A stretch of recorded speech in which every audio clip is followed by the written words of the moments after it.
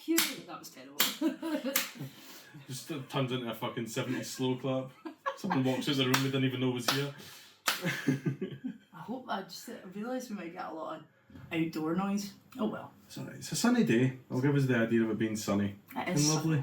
That's lovely. Right. So Chris. Hi. Do you even lift, bro? I do. I lift heavily at all times. Yeah.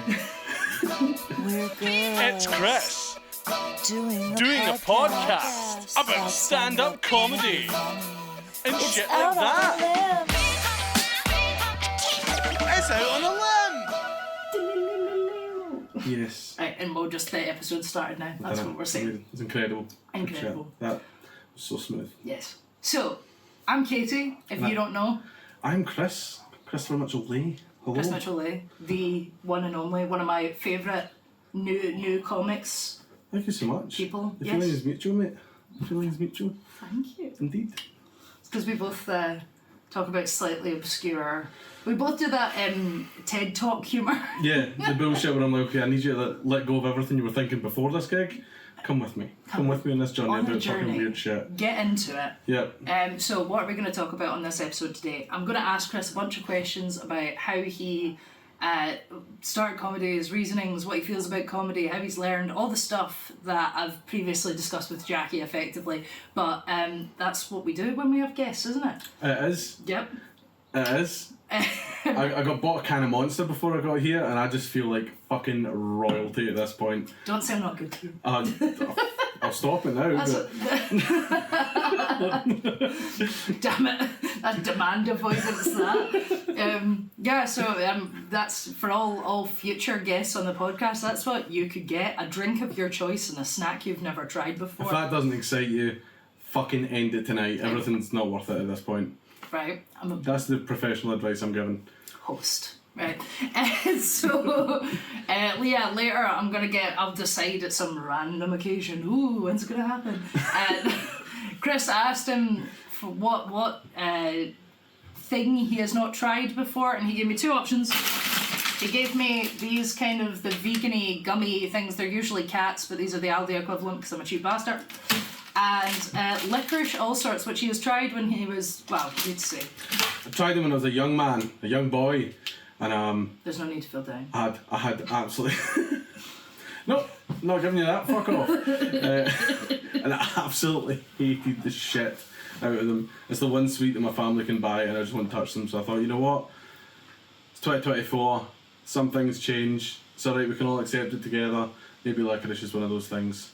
That's deep. That's deep. That's why we're doing it.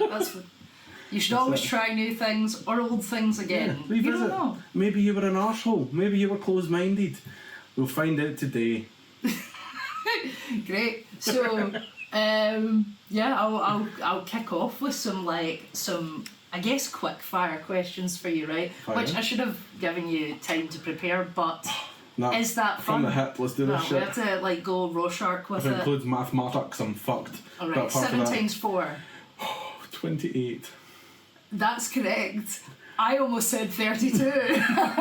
Not even in the 7 times table. I went 8 times 4. I was so bad at that. Do you know, when I was a kid, I remember my mum telling me this when I was probably about 15, but I remember the moment she was talking about. We were walking to school, I was like 8 years old, and she was like, right, we're going to do our times tables, Katie. I know you're struggling with them at school. We're going to do them, you can do them. And we'd be going through them, and I'd just be like, sucking, could not remember, totally fucking it up.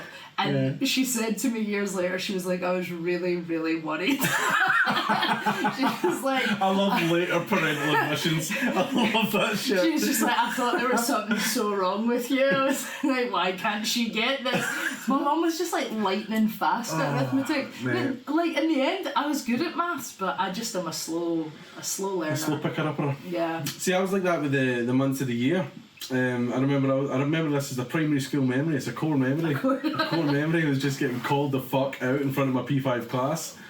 That's the real class that you need to worry about, is the P5 class. That's where you learn the nicknames and shit. Folk are just smart enough to make up funny nicknames and fucking remember them forever. That's true. Do you know, that's an What was yours? intersection. Oh, I've had some great nicknames in my time. We'll get to that. Oh, Wait for it. Okay. Fuck. Dude, what was I even talking about there? This is the problem. I need medication. I have Help. medication. Can I have some of your medication? According to the government, no, it's a controlled substance. No, fuck, was it month of the year? Yeah. They were doing a thing in the class where they were going around and saying, okay, it was the 5th month of the year. And I remember thinking, ha, you're fucked. And then they would get it. And I'm like, why'd you know that? Like, I've never even thought of it, do you know what I mean? I was like, oh. I was like, what a guess. What a guess. It's fucking stunning. What a guess. Next one, 4th month of the year, just bosh, toof, off the fucking hip. To this day, I'm 30 years old. I taught physics in Scottish schools. I look after kids. I still struggle with this shit. I don't know what's going on. What's the 7th month of the year? July. Only reason I know it's because it's my birthday. Oh, fair. But well done. Well done for choosing the only one I know. But like, I'm not doing any more. Fuck off. I could see you barreling up another one. I'm not doing it. No. I was thinking. Why is Stop it? mocking me. The thing is, you could have kids in the class by the name, which might help. So you would get an April, May, Aye. June, Lamborghini, if you'd love it. July, like all of these names. Nobody's getting called shit. January, are they? Like fucking Jan. Like Janet. We March. March. I've not a couple of wee Marches my time. Supposed to come full alcohol. But no, like I remember when they came round to me and they were like, alright Chris, what's the 8th month of the year? And I just froze the fuck up. I was like, I would like to go home now. I was just like, I'm out of this. I want to run. And I went home that night and it's like one of the first times in my life I ever went home and sat down next to my mum and I was like, you have failed me. I have not been briefed in the fucking order of months in this year. I just know the seasons and even that's shaky at times. I'm like, oh. The 4 of them. It's August, by the way. I know. And I only know that because that's my birthday. I know it's because it's my mum's. I think I just know people's birthdays and like how far apart they are, and then I can fill in the gaps roughly. So you just need to know roughly 12 people's birthdays. Yeah, hopefully. Yeah. That's probably more birthdays than I know. That's true. Did you ever, the thing they used to as if I've stopped it. You know the thing that they have to remember how many days are in each month. Oh yeah, the little song. They're like, I don't know any days, and I've heard it 100 times.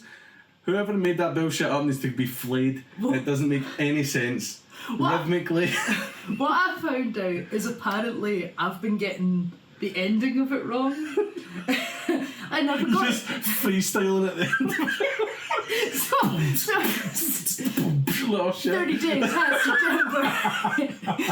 Right, so you know it's in September, April, June and November. All the rest have 31, right? And then apparently there's another bit, but what I just do is I go, except for February, which is 28, and on a leap year it's 29, and apparently that is not the ending.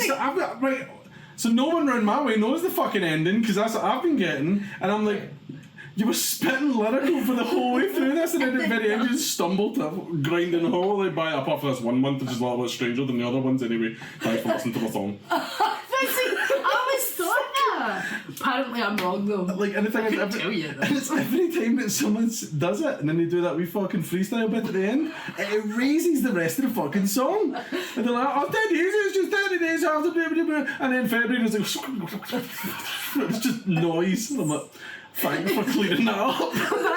Imagine it was like fucking Jay-Z comes out, does the whole bit, and then at the end goes, except for February, which has 28 days, except in a leap year when it has 29. It sounds more like a fucking rant. See, the next time I do stand up and I'm dying my ass, I'm just going to end the gig with, except from February, which I'm just hopefully just delete the whole set.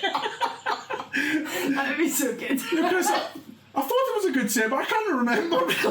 He did that thing at the end and it fucked the whole ring for me. Nobody has a clue what you're saying anymore. If you ever tell me a secret and you really regret telling me, just drop that line and it's gone.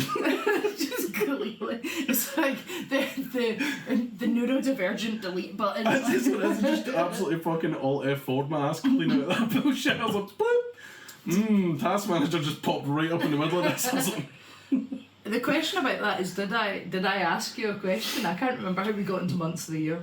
Oh, we hit fire questions that I don't know. But I don't even do the hit fire question. Isn't it beautiful? It's the podcast format. Flow of conversation. I love it. Right. I should have wrote more than these. I've only got 3 written down. Lazy. straight up. I wrote this at a thing I was doing, a training thing I was doing today.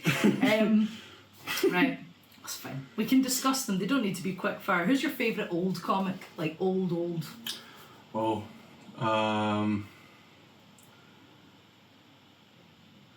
his name's I think it's Dave Allen. The old boy's like he's an old gentleman. I don't think he's a Catholic dude, and he cracks so many jokes with the Catholic Church, man. But it's just of the time when Classic. it was just. It's like it was. I don't know. I was not alive at that time, but I'm assuming it was more acceptable to do that shit then, or less acceptable. Or less. Do you know what I mean? This is where I'm at. I don't know. But he's funny as fuck. In terms of old comedy, like I grew up like watching Laurel and Hardy, so like slapstick stuff. That. Do you know what it was? Like, I'd be watching that and I'd see how much it would make my dad laugh. My dad's so funny. He is funny as fuck. It's unbelievable. He can't turn it off. It's an affliction. And he like, to make him laugh, you've got to be so funny. You've got to be on point. And so when you make my dad laugh, you feel like just fucking high five and anyone nearby, no notice at all, just straight away, because it's like you've done it. And I remember sitting. Now I want to know if I've made your dad laugh. Oh, I've no idea. I've always been elsewhere whenever you've been on stage. I should avoid your performances. You've heard it enough. That's fucking Did I Could Hear remix. but it was them and Norman Wisdom. Just the absolute physical. Monty Python did like I mean, there's lots. You start going down that route. It's a problem. But a lot of it was less stand up. Yeah. Then do you know what I mean? Like I think the first kind of stand up. It's a more American thing. Yeah, for sure. It was back then, and I wasn't into any of that shit. Back then, I was just all watching what my dad was watching. I loved all that stuff, but which is why I'd love to play the Panopticon. It's doable. I know, but I want to be better for it too, because I want to do that so stage hard. in front of my dad. Do you know what I mean? Oh, that would be cool. I would like that one. That's like his wee boy going on or fucking Gigantor boy going on. It's like his hero stage. You know what I mean? So that'd be cool. But the first stand up that I really that got me is Lee Evans. A lot of people do not like Lee Evans. He fucks me up. I don't know what it is. He has a direct button to my funny bone every single time. He says some shit, and if I look at Lee Evans when he says something, I'm going to laugh. And it doesn't even matter if it's good. He could be telling me what he's getting from fucking Morrison's, and he'll pull a face halfway through. Except for February, which has 20 days. So bad. And the thing is, I think it's because he's never said that. I could quote every single stand-up he's ever done. Yep. Yeah, it's crazy though, because I remember watching him when I was a wee boy, and I was thinking how fucking funny this guy was. But then I was kind of going, God, he must be so funny in real life. And for years I held that belief. I was just, oh God, I wish I knew Lee. I wish I knew that guy. I wish I knew him. Just to get laughs with him, you know. Like I'm sure he'd be so funny, and like I'm sure he is. Like you have to be funny. Like you have to think funny. But I think it'd be interesting to actually know what the guy's like in real life. You know, I think it'd be one of those things that would ruin an image. Yeah, because you have this sort of fake idea that someone is who they are on stage, and it's like you might be a reflection of yourself on stage, but you're definitely your own kind of warped version. Like I think, like I always say to people who are like my close friends and family who knew me at a time of life where I was like a militant like woke leftist feminist, like I was a big old pain in the hole. Fucking hell. I wasn't like, in truth, I wasn't as bad as some other people, right? Sure. But like I was annoying enough to the average individual that these people all still love me. They would have in-depth conversations with me about this stuff, and like it would be fine. And I wasn't ever like angry at people about it or anything, but just like I would talk about it a lot. Just frustrated, and this is occupying my mind. Yeah. I would like to share it, and it's like, all right. Yeah. Everything okay? Yeah, everything's fine. It'd be better if this was the case. And you're yeah. It's like a way that it always comes back to that, and that's like a pain in the arse kind of person. So for the people who knew me when I was that age, and I mean this was like, I was probably like 19 to 21, you know that age of life when you think you know everything and you know absolutely fuck all no offence, 19 to 21-year-olds, you have some good stuff in there, but just Doesn't fucking change. Doesn't change. Just doesn't. None of the adults know anything. It's insane. Don't tell them, Chris. Nobody knows a fucking thing. Nobody. See the guns at Billy's Hoosies? They don't know anything. No, I can tell you for a fact they did not know anything. This house is a fucking wreck. That's in a nice place, so I'll interrupt right quick to say that our lovely host lives in an area of great opulence and beauty. Thank you. So. I'm fabulously wealthy. Oh, that would be nice. Can't even afford 2 mic stands, for fuck's sake. That's his mic. He brought it from home. I do have 2, but his is better. It's the better one. If you know your mics, you'll get it. Sound engineer. That was for you guys. We're actually both sound engineers. I know. Well, yeah, you know, I'm telling them. And I'm just fucking talking to you now. I I'm forgetting. Even though I'm directly addressing the audience every now and again, I'm going to just immediately forget that they exist. They've just February 28th me, the fuck. Yes. We just, do you know what? We'll just say at the end of this episode, no one will remember the episode. Just like the Men in Black. And people will just keep listening. They'll be like, oh shit, I've got to listen to the new episode out on a minute. Like, just get them right Fucking up. figured it out, man. The algorithm. That's how you do it. So you were saying? Sorry. What was I saying? Something about my house? No, I was interrupted with something about your house. Your house was nice. You were saying. I don't know, I was just talking about old comics that I like. Yeah, Well, that makes sense. And if it comes back, it comes back. Yeah. And this would be really annoying to anyone who's watching it. It's like, maybe there was something worth hearing there. I know. If there is, leave it in the comments. Yeah. We'll expand. We'll do it. We'll do it. Yeah, so I've been really weirdly obsessed with Lenny Bruce recently. Not familiar. So Lenny Bruce, right, is... every comic should know Lenny Bruce, right? And I'm going to start this with the caveat of the man uses racial slurs. He uses the F word, which is a word I feel I have the right to say as one of, but I'm not going to say it for the podcast. Just in case there's kids listening, the word fucking cunt is enough. But I mean, Tell your fucking cunt parents to turn this off. I mean, this guy died in 66, right? Like, so it's, you know, it's old shit. Sure is. But the whole point of His time. Yeah. Yes and no. Like, the thing about it is it was of its time, but the reason why Lenny Bruce is such a fucking A guy, right, is that he had this, I mean, he has this totally unique style, this totally unique way of talking, and it's really, like, sounds improvisational.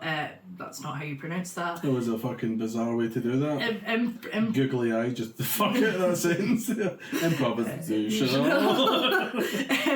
But, like, yeah, really cool. But everything that he talked about was basically about how everything, the whole waspy society, white Anglo-Saxon Protestant, for those that don't know that, and that kind of society, or like the kind of puritanical society of the time, always talking about what is obscene and stuff. He thought that was a load of bullshit. He's like, how are you going to live in a society like that, and yet, you know, you've got this racism, you've got sexism, you've got, like, terrible shit happening to people all the time.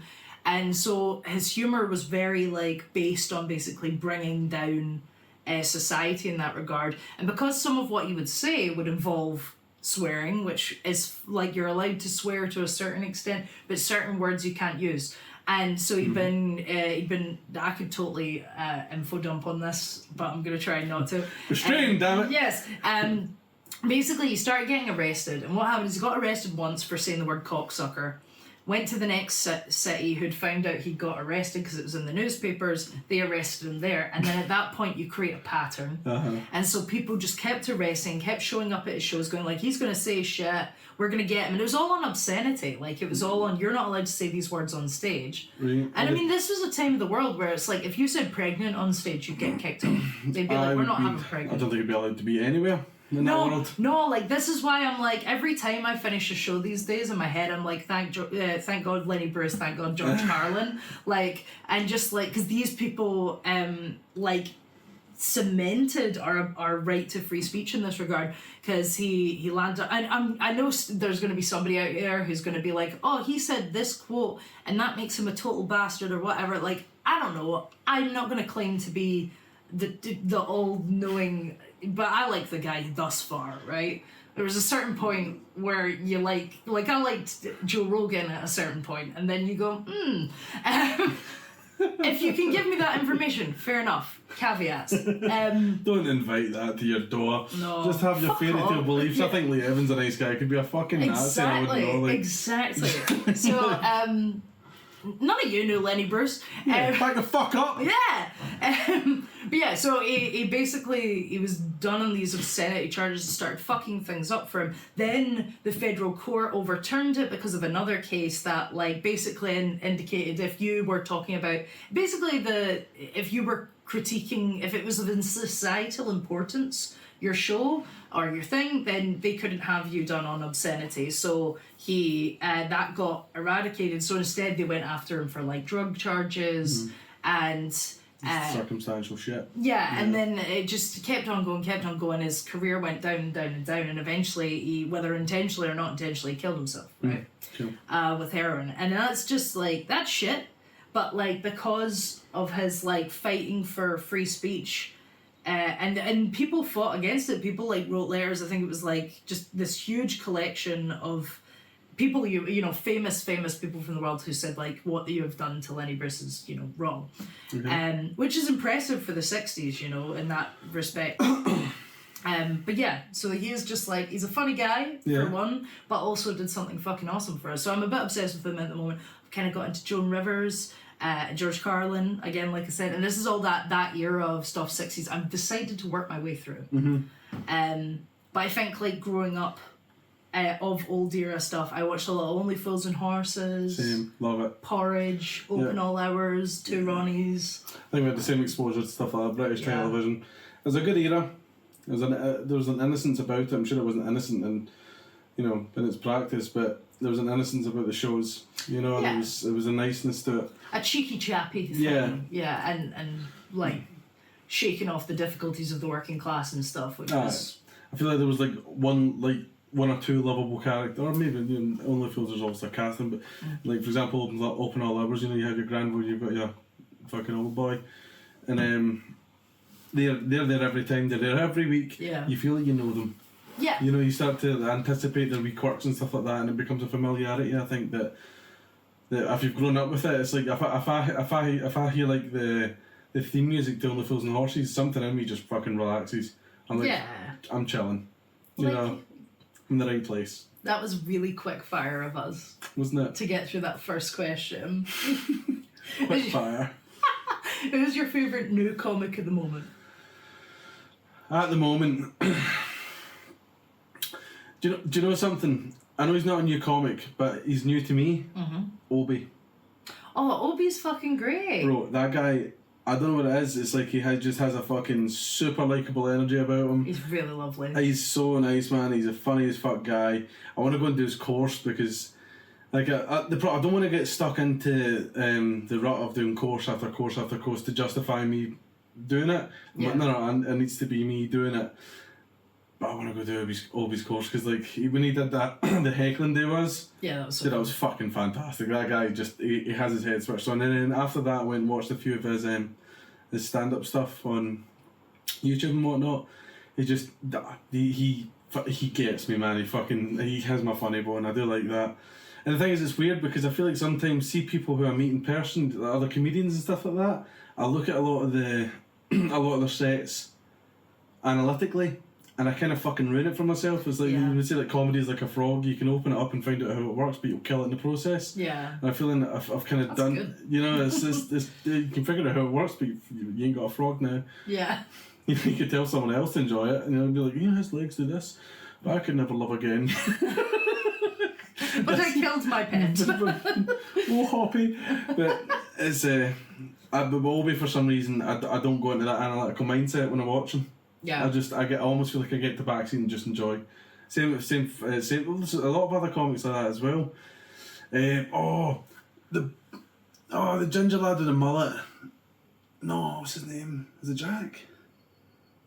I think it's Jack Trainer. Jack Trainer is a comic.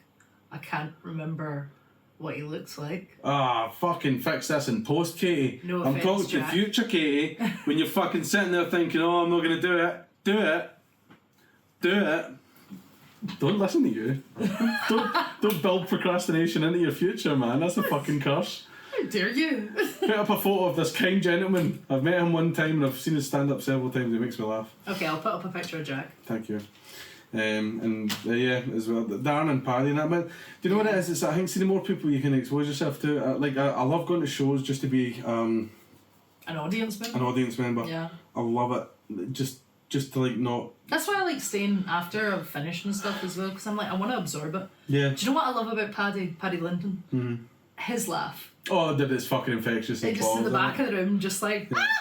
Yeah. It's brilliant.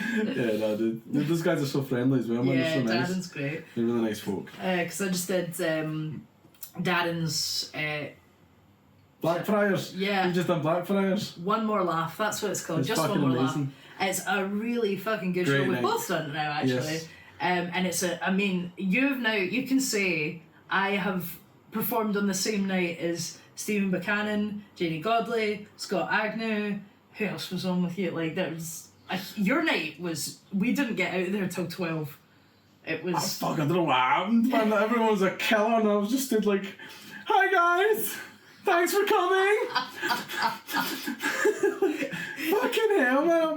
Were you nervous? Dude, I didn't. Do you know?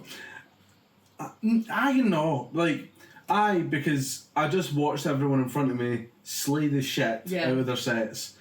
Like, it was fuck all. Like, you know, like they've all done it for a good spell. Yeah. And I'm a fresh young man going into it, and like, you know, there's that moment where you go up on stage and you look at the same audience that those guys have just been looking at, and you've just watched them kick the shit at that audience and nail it, and I'm like,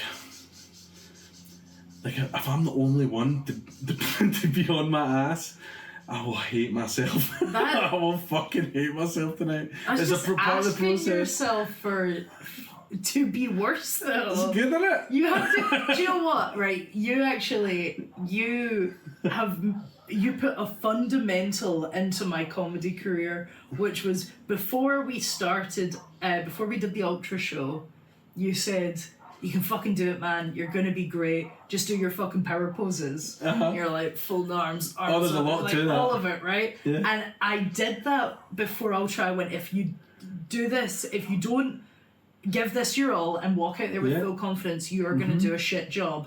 You're the fucking shit. You're the fucking shit. You're the fucking shit. And before every show, I run through my head. I just go, you're the fucking shit. You're the fucking shit. You're the fucking shit. You're the fucking shit. You're the fucking shit. You're the fucking. Hello.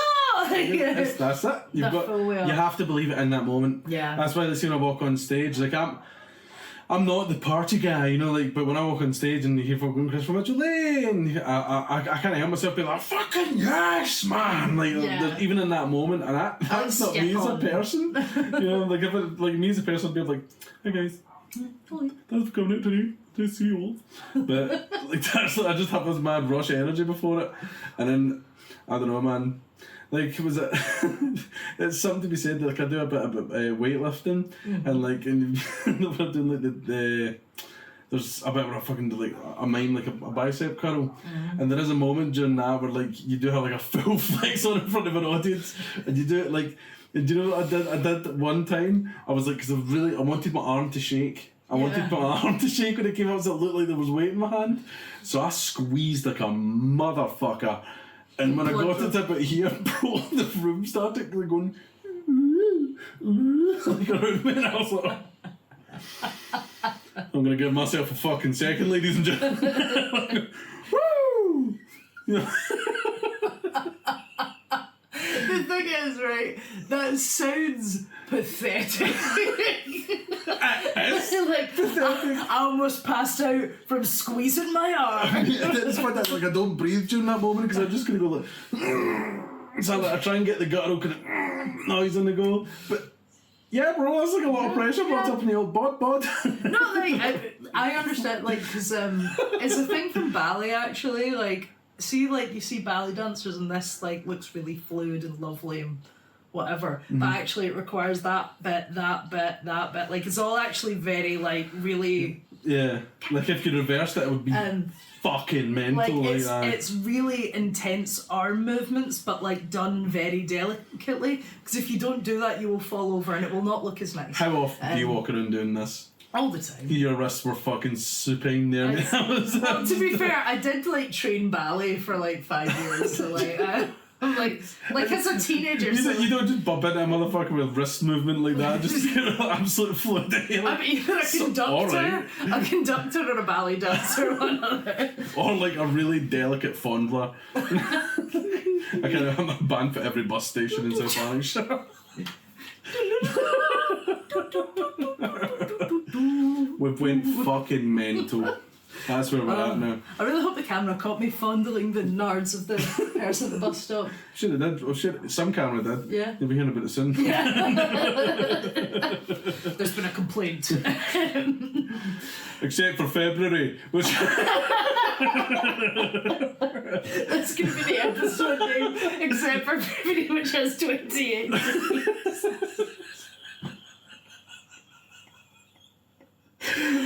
I love the idea that someone is like listening to this and is just like, that's not funny. Oh, it's likely going to be the case, Katie. Like, well, it's made me laugh. That's what I do. Anytime a joke dies in my head, I just go, it's made me laugh. Yeah, I always think that. That's one I'm not sharing then. That's a full laugh for me. Well, we were talking about the Panopticon actually, and that's something about...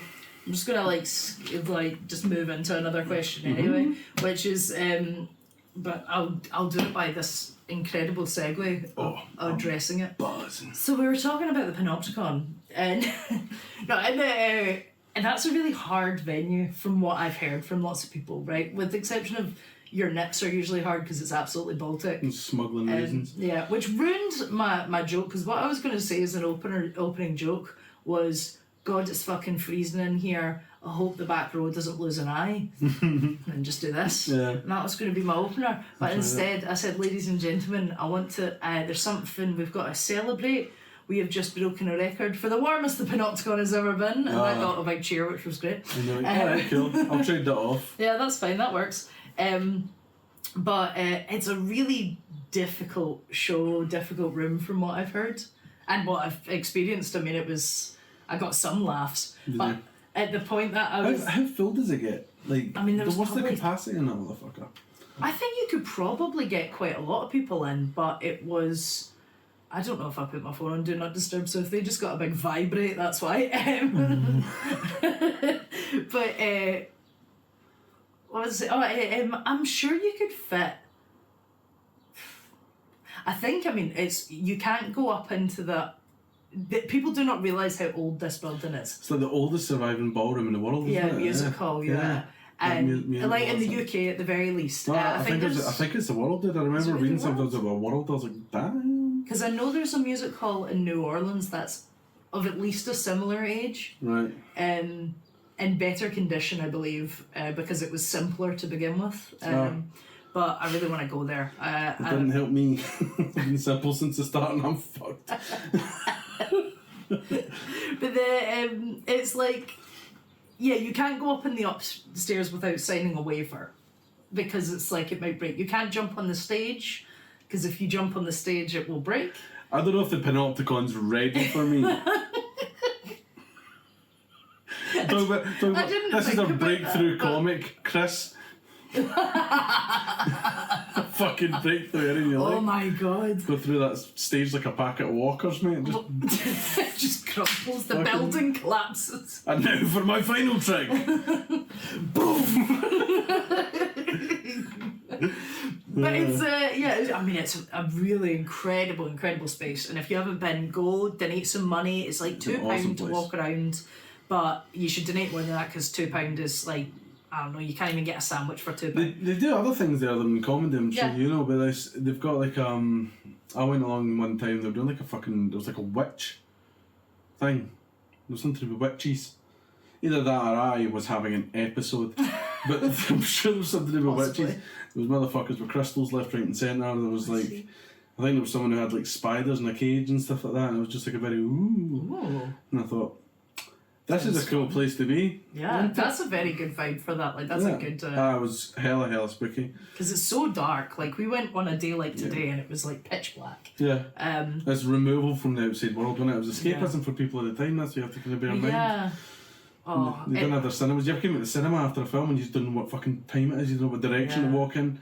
Well, the longest movies back then, if there were movies performing there, would have been about, like, 15 minutes. Yeah. Because it just was so So expensive. you wouldn't have had that time to like settle into the space and that would have been like, watch, that was good. Yeah. Let's go back to our poverty. But I guess the darker it is, the better it is. But yeah, there was about 16 people there when I performed. Cool. And they asked us to not do a break because they were like, if there's only so many people, we'll just fire through. There's as many comics in here. It wasn't quite. I get it, a bit rushed, a bit kind of rushed. But it was fine. I mean, it was the first gig I'd done in a couple of weeks and I felt really anxious and I'd been getting in my head about a lot of it. Mm-hmm. And then I went out and I started and I could hear my voice shaking a wee bit because I was like, they're not laughing at all my jokes. I hate that. And so instead I went, guys, I'm just going to take it down a little second here. Let's get intimate, and just sat down on the floor. And sat down on the stairs, and then because the mic kept breaking up, so I just put the mic down and went, I'm not using this. Hi! And just had a like chat, which was... It's like barriers out the way, straight to them. And it just like, I felt like my full body just go... Yeah. That was fucking nice. Yeah. See when we did the our initial gig with Ultra... Drygate, yeah. Drygate, thank you. You know the part of myself with the awkward silence? There's a niceness to that. Because it's right at the end of the set, right? Well, what it is in Builds that context. tension. Builds tension. Yeah. But during that tension, it's not you that feels the tension when you're doing it. Because you're determining how long that awkward silence is going on for. So there's a complete lapse of control. You know, it's like you can have that moment you can disengage with people and even the joke is literally to go and like physically relax into it, you know? And it's like you do absolutely chill it during that joke. And then you feel their tension rising, but you're like, drink it in. This is good. And then you wait for hopefully a wee insurgence of a laugh, and then you're like, nah. You're like, thank fuck you all came back up. I think it's a really bold thing to do, but I think it works so well. Typically it works well. Sometimes you get around it. Is it not work? I've had one. I don't feel I did it at the Paddy's Night Tenants Laughter Lounge. Don't feel like it fucking landed there, man. And I'm like, okay, sorry, I think it just depends on the room. I was also like one of the last on in there as well. So the room was all kind of tuckered. Well, as well, and I think I talked about this in the last episode, is Tenants is 20 comics and 2 audience members. And I love it for it. Yes. Because it's savage. Yes. Tell us a joke. I do like it. But at the same stage, you're just looking at them. There's a wee couple of moments where you start to question, am I doing the right thing? Could I just not do this joke and everybody would be happier? Like, you know, it's... I wonder if it's like they could sense your nervousness about it. Almost wasn't nervous about it though, to be honest with you. I rarely am about that bit, because it is so... for me, like, so it's almost like it's a self-indulgence. Yeah. It's so weird because I could see how that could kill something. Oh yeah. But yeah, I can. Also, I can't see how that wouldn't land because it's so funny. Because it's so obtusely laughing at the fact that nobody's making a noise. You know, so it's the fact that everybody is demonstrating the joke.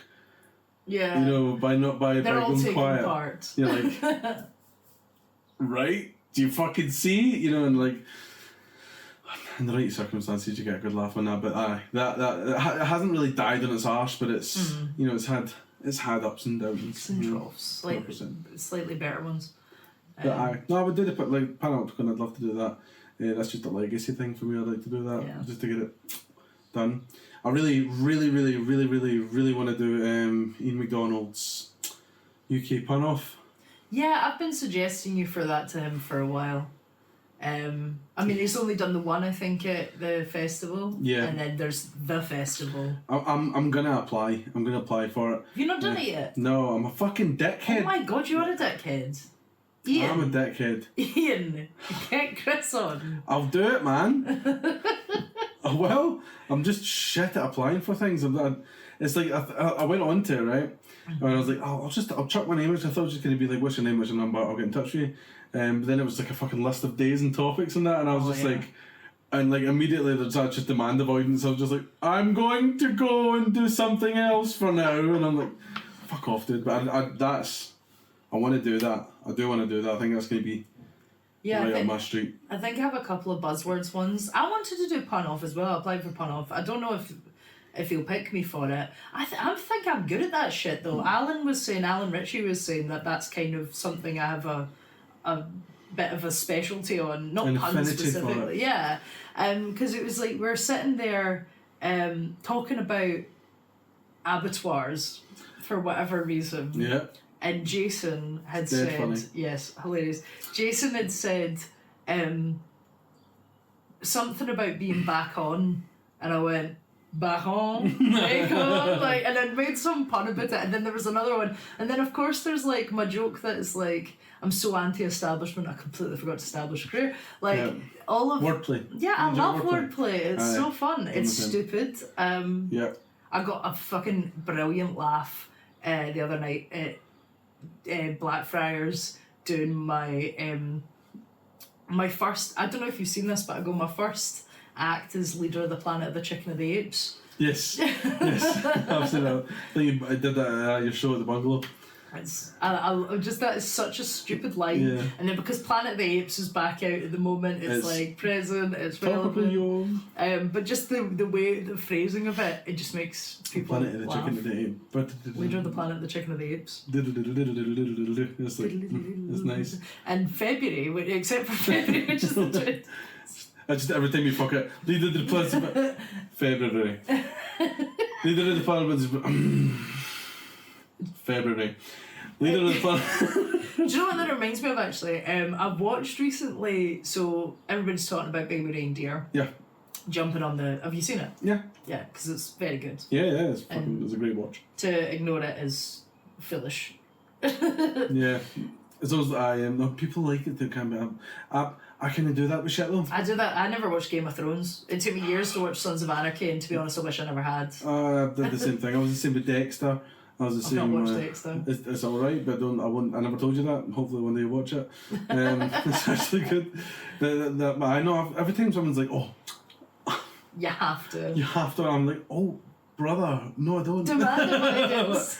I'm a be elsewhere at that time, I'm afraid. But it is a really good show, and the reason I say you should watch it is not because you should get in on the cultural phenomenon, any of that. It's that it's just a very creatively well produced show, well written, well acted. I just feel like you'd be missing out by not watching it. Yeah. Not that whatever you're doing isn't important, that's fine too, fuck's sake, calm down. Unless you're very, like my father, for example, like Richard, don't watch it, it's not for you.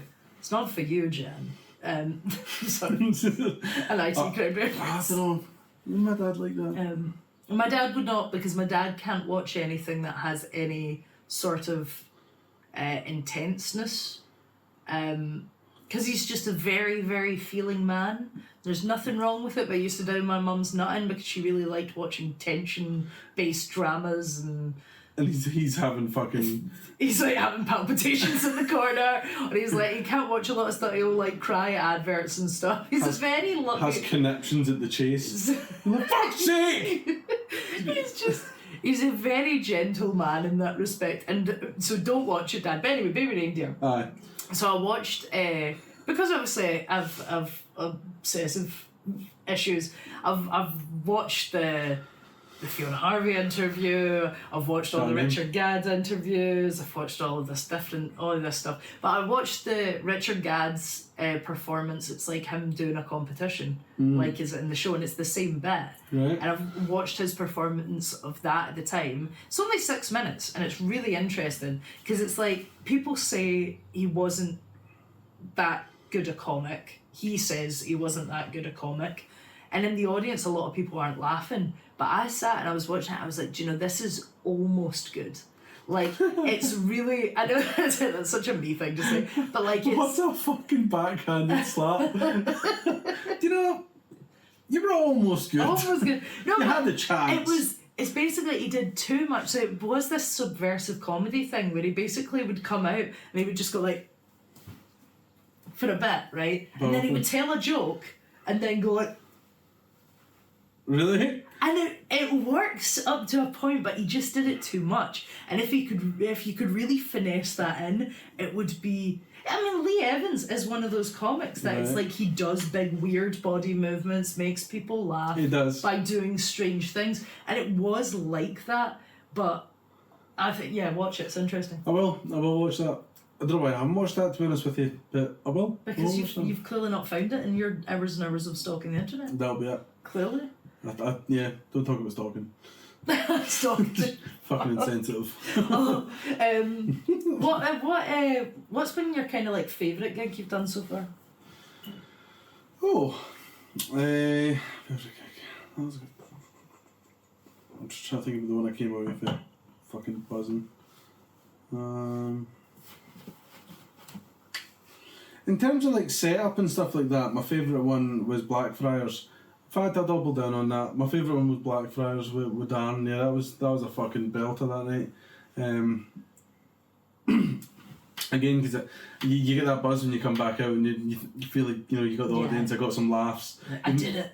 Even at bits where I didn't think I was going to get laughs and whatnot, and you know, it all kind of worked out. The actual setup was fantastic. The audience were super fucking up for it. Yeah. And Darren as a host is second to none. Like, he's so good. He's super good, like, yeah. And it's super appreciated because he's such a gentle boy towards the newer comics and whatnot, and he's courteous and tells everyone to be like, don't be fucking mean, don't be mean to the new guys, and then everyone was like ready to be like, oh, okay, you know. So it was a nice night, man. The other folk I were on were fucking awesome as well. Also, you guys were all there in the crowd, yes, fucking supporting, top marks. Well, that'd say, and plus that was the first time I went on after the bungalow gig yourself and did the 10 minutes, and I thought, oh yeah, okay, let's try this 10 minutes again, because I did it with yourself and I had quite a lot of my family at that one, and I was just like, okay, I don't have my family this one, so let's just go in and fucking see how it lands. And it landed, and I was like, yes. Yeah, because like you say, your family are a tough lot to please anyway. Fucking hell, they are. Aye. Yeah. What's your kind of? I wonder how long we've been talking for. Honestly, about it. It feels like a long time. What is your kind of? Might have to make this 2 episodes. In case we have to make it 2 episodes, I'm just going to do a wee bit here that says. And if you want to hear more about what Chris has to say, I nearly called you Craig there.